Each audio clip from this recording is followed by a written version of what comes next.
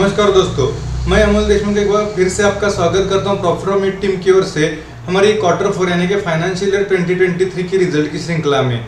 आज हम इस श्रृंखला में जो इंडेक्स का क्वालिटी देखने वाले हैं वो है डाइवर्सिफाइड रिटेल। तो सबसे पहले हम डाइवर्सिफाइड रिटेल का रिसर्च शुरू आपके सामने रखे। इससे पहले मैं अपने प्रॉफिट और मिड के founder mister Piyush Patel sir को थैंक्स कहना चाहूँगा, क्योंकि उनके गाइडेंस के बिना ये एनालिसिस कंप्लीट ही नहीं हो पाता।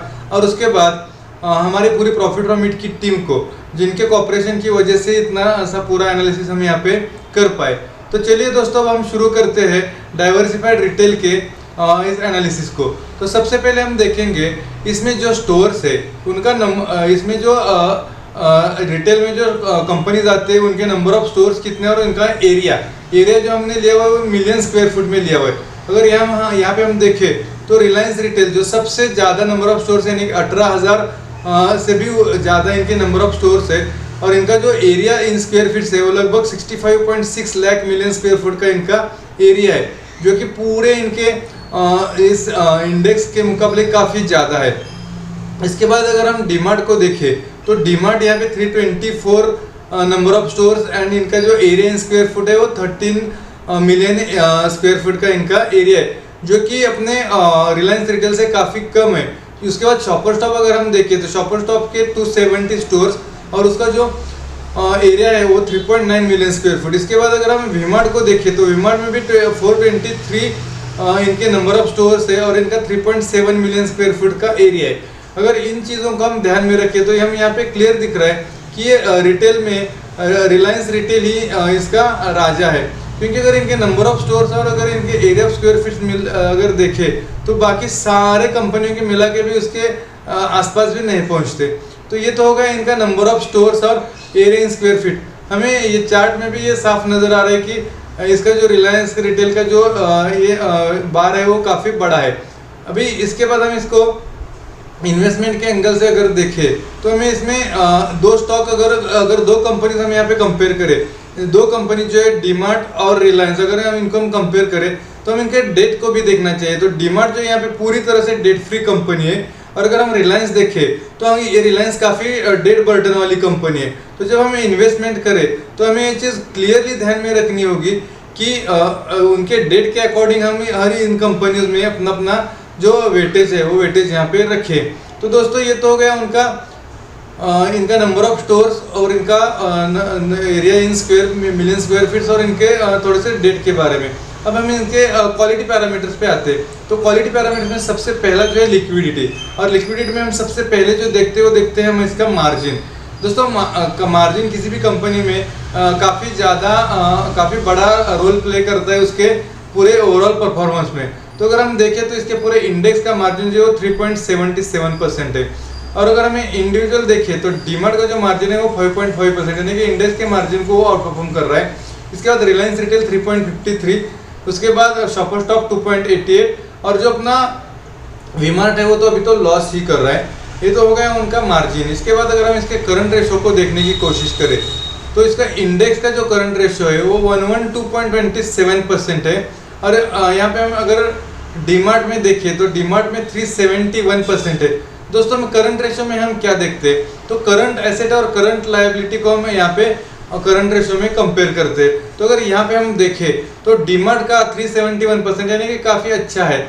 उसके बाद अगर वी-मार्ट 137% और शॉपर स्टॉप 80%, उसके ये तो हो गया करंट रेशो। इसके बाद अगर हम इसका तीसरा रेशो देखें लिक्विडिटी में जो आता है वो है उग्रानी के दिन है। उग्रानी है, फिर हम उसको उधारी भी बोलते हैं, तो उधारी के दिन। ये जो डाइवर्सिफाइड रिटेल सेक्टर है जनरली इस सेक्टर में हम ये उग्रानी के दिन देखते नहीं है, क्योंकि उनका पूरा जो बिजनेस होता है वो पॉस यानी कि पॉइंट ऑफ सेल्स के माध्यम से होता है। तो हम जब कोई भी स्टोर से निकलते तो जब तक हम पूरा पैसा पे नहीं करेंगे हम स्टोर से निकल नहीं सकते।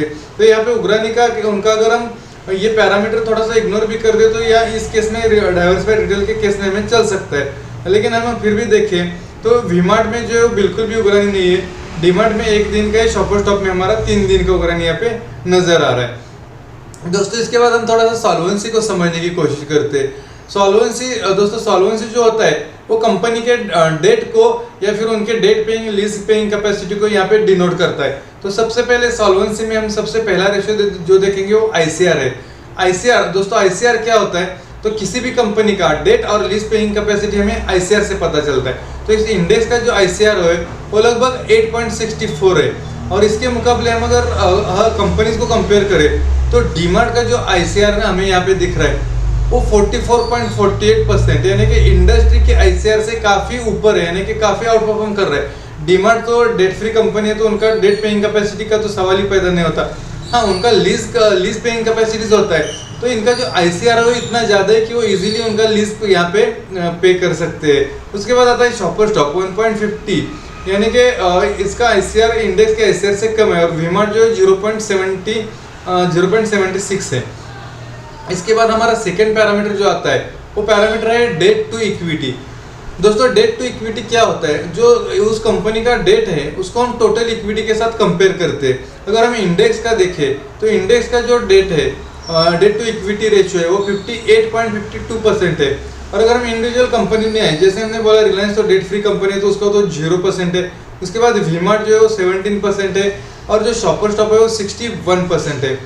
दोस्तों, ये हो गया डेट टू इक्विटी। अब सॉल्वेंसी पैरामीटर में हमारा जो तीसरा पैरामीटर आ रहा है वो है डेट रेशियो।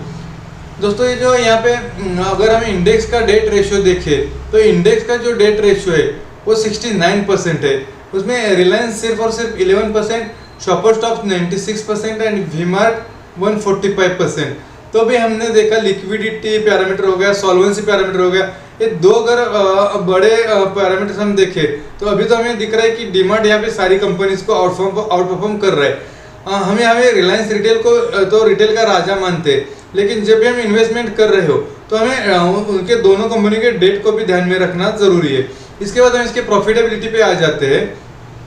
तो प्रॉफिटेबिलिटी में सबसे पहला जो रेशियो आता है वो आता है रिटर्न ऑन इक्विटी, यानी कि रिटर्न ऑन इक्विटी में हम इसकी जो टोटल इक्विटी है उसको प्रॉफिट के साथ कंपेयर करते हैं। तो हम अगर इसके इंडेक्स का रिटर्न ऑन इक्विटी देखें तो 2.17% है। और अगर हम इसमें कंपनी वाइज देखें तो शॉपर स्टॉप जो है 56% है, डीमार्ट 15% और वीमार्ट -1% है।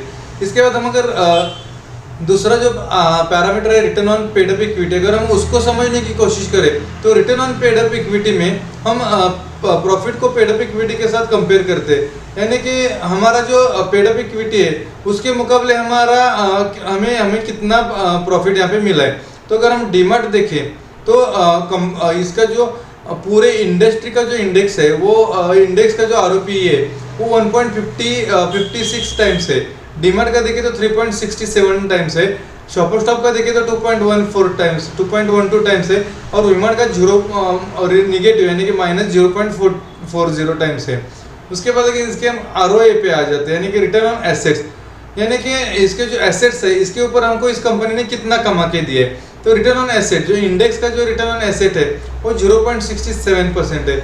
इसमें अगर हम डीमार्ट को देखें तो डीमार्ट का 13%, उसके बाद शॉपर स्टॉप का 3% और वीमार्ट का 0%। तो दोस्तों, यहाँ पे हमने टोटल अभी 3 बड़े पैरामीटर्स देखे, जैसे कि लिक्विडिटी, पहला पैरामीटर लिक्विडिटी देखा, दूसरा पैरामीटर सॉल्वेंसी देखा और तीसरा पैरामीटर हमने प्रॉफिटेबिलिटी देखा। तो तीनों पैरामीटर में जो हमारा ये डीमार्ट कंपनी है वो सब अदर कंपनीज को यहाँ पे आउट परफॉर्म करता हुआ नजर आ रहा है। और हम जो प्रॉफिट प्रॉमिट की ओर से जो हमारा डीमार्ट है, डीमार्ट को हम शुरू से यानी कि आईपीओ के टाइम से डीमार्ट को हम यहाँ पे रिकमेंड करते आ रहे हैं। तो ये और दोस्तों, ये जो दो कंपनीज है रिलायंस और डीमार्ट, इसका आप इन डिटेल एनालिसिस हमारे जो कलीग्स है मिस्टर पार्थसारथी वो आपको पूरा डीमार्ट का एनालिसिस बताएंगे। और उसके बाद हमारे जो दूसरे कलीग्स हैं मिस्टर अमरनाथ जी ठाकुर वो आपको रिलायंस का इन डिटेल एनालिसिस बताएंगे, जिसको हम फेयर वैल्यूएशंस बोलते हैं। तो यहाँ पे ये जो तो मैंने आपको इंडेक्स क्वालिटी का बता दिया, हमारे जो डॉक्टर जहीद सर है वो आपको इंडेक्स ग्रोथ का भी बताएंगे। तो इंडेक्स ग्रोथ, इंडेक्स क्वालिटी हो गया। और उसके बाद जो फेयर वैल्यूएशंस है उसमें अमरनाथ जी ठाकुर और हमारे पार्थसारथी आपको उस इंडिविजुअल कंपनी का पूरा फेयर वैल्यूएशंस बताएंगे। वीडियो कंप्लीट करने से पहले मैं आप लोगों को एक डिस्क्लेमर देना चाहूँगा। ये जो पूरा एनालिसिस है ये पूरा एनालिसिस सिर्फ और सिर्फ प्रॉफिट प्रॉमिट की टीम की ओर से किया गया है। हम आपको किसी भी हमारे रिकमेंडेशन या हमारे टिप पे यानी कि प्रॉफिट प्रॉमिट कोई भी रिकमेंडेशन या टिप प्रोवाइडर कंपनी नहीं है, लेकिन फिर भी अगर आपको हमारे रिकमेंडेशन पे कोई भी इन्वेस्टमेंट का डिसीजन लेना है तो सबसे पहले आप खुद का एनालिसिस खुद कर लें या फिर अपने इन्वेस्टमेंट कंसल्टेंट को कंसल्ट जरूर कर लें। धन्यवाद दोस्तों। Disclosure: This update is for educating purpose. We are not tip provider.